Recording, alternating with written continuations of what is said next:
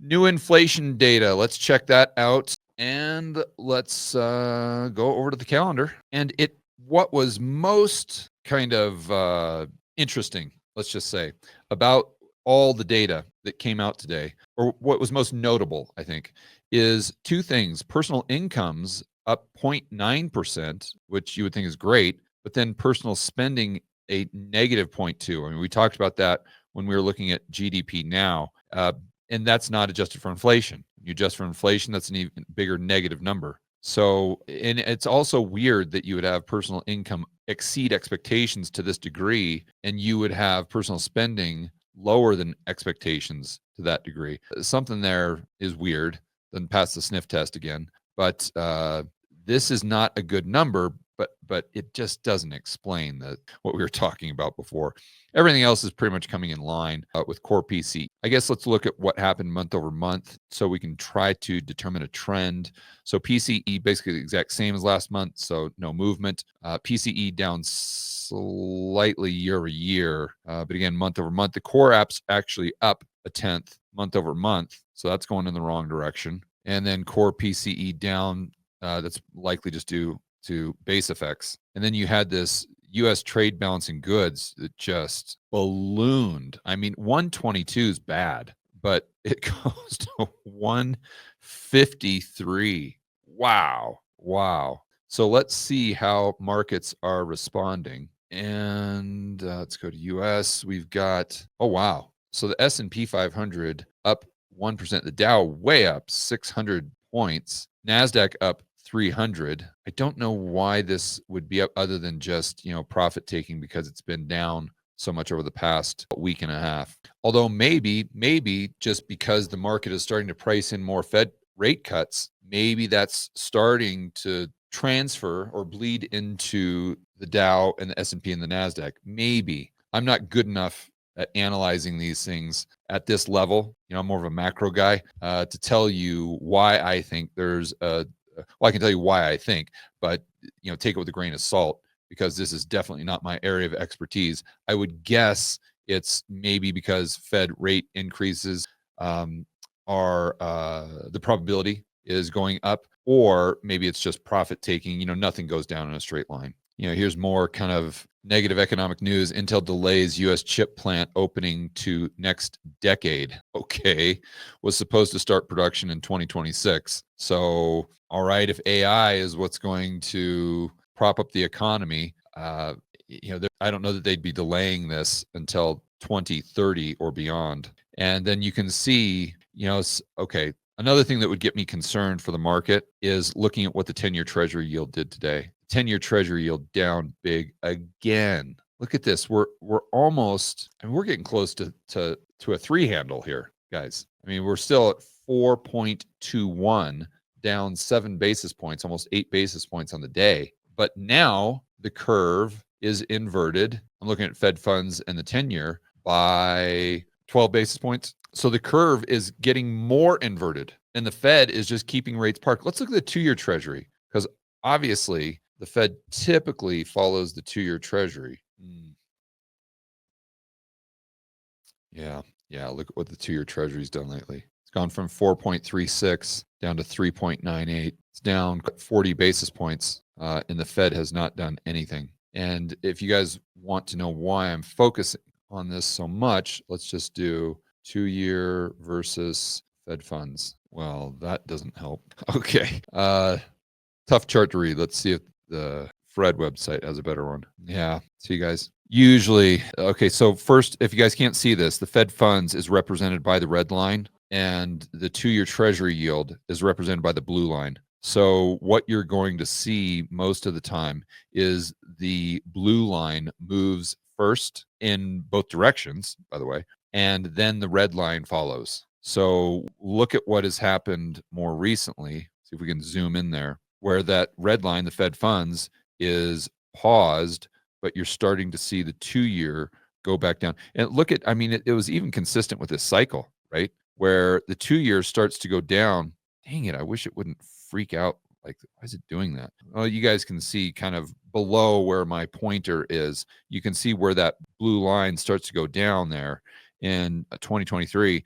And then sure enough, call it 6 months later, 7 months later, then the Fed pauses, and then we get to the beginning of 2024, and the blue line really starts to go down. And then call it 3 or 4 months later, the Fed drops. And now what we're seeing, or just over the last couple of months, is those two lines converge. We see the Fed and the red line and the blue line basically are pretty much at the same level. But now we're seeing that blue line start to drop again. And if this continues, then you should assume that that red line is going to follow with a 1-2 month lag, if history is a teacher. And again, there are no certainties, only probabilities, but you look at a full chart, you guys can do this on your own, and you see that the vast majority of the time, that blue line goes first, and wherever that blue line goes, the red line follows. Bitcoin up today, so they get a breather there.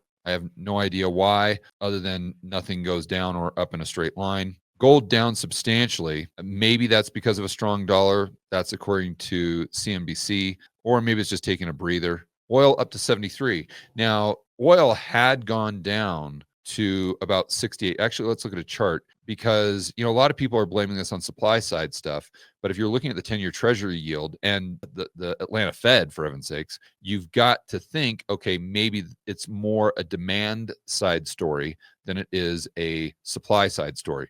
And so let's look at, this was only January 15th. We were at 82. And then we just see it come straight down. Let's see if we can get a little, there we go. That's easier to see. And again, I think a lot of quote unquote experts would say, oh, well, this is because Trump's all about drill, baby, drill. Maybe, obviously that plays into it to a certain degree, but is it more about that, or is it more about what the 10-year treasury yield's telling you? That means slower growth and inflation expectations, especially when you combine that with the consumer sentiment, with what Walmart was telling us, with what Starbucks is actually doing, Joanne, et cetera. These mega corporations, a lot of them in trouble, laying off workers, or just going bust outright. And then you combine that with whatever the Atlanta Fed GDP is smoking to get down to negative 1.5%. And you have to ask the question, is this drop in oil from 82 down to where it was just the other day at 68? I don't know why it's not. I know for a fact it was at 68 today, or the other day, because I was going to do a story on that. I don't know why it's not showing it, but it gets down to a 60 handle. We've got a huge decline there. I think you have to at least consider how a lot of this decline could have been the market looking at demand and demand softening. And that would, again, be consistent with an economic contraction. Well, George, I can tell you from where I just was that makes perfect sense. Last weekend, I was at a Walmart in Baltimore. What on earth possessed you to do that? Well, we were in your life into your own hands. It was like a fentanyl war zone in there. Me and PJ went. We were the only gringos there. That is for sure. And gringos, yeah.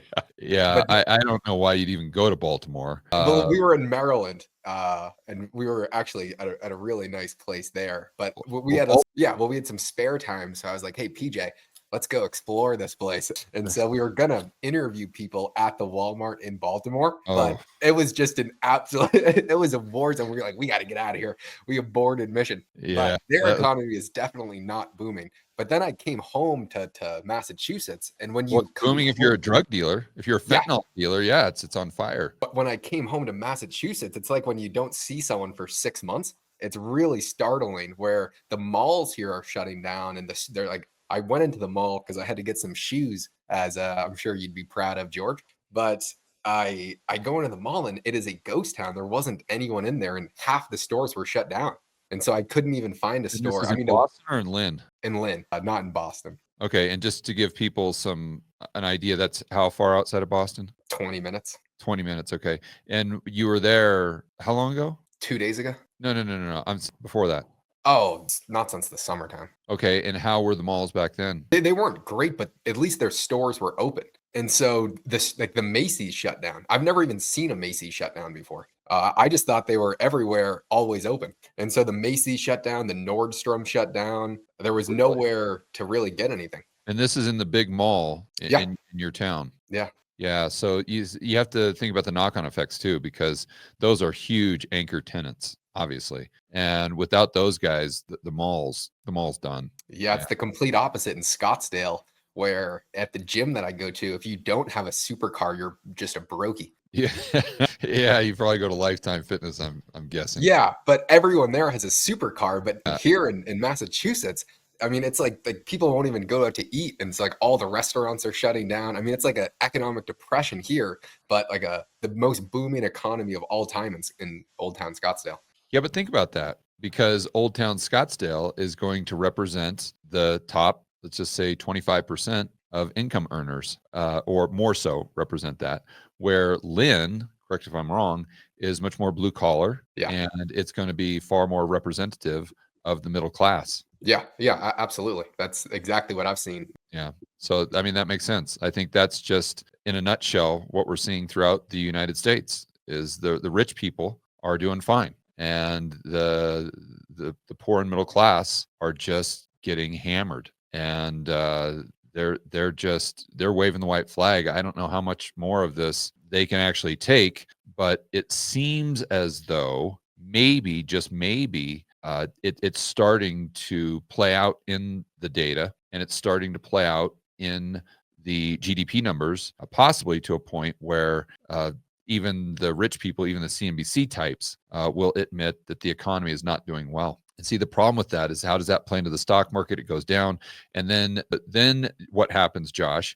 If asset prices go down, and then the Scottsdale Mall looks like the Lynn Mall, right? Because the only reason that Scottsdale Mall looks like the Scottsdale Mall is because of asset prices. So if that goes away, then you have the rich people in the same position as the poor and the middle class have been over the past, call it 2 years. I mean, we got to see how this plays out. We got to see how this plays out.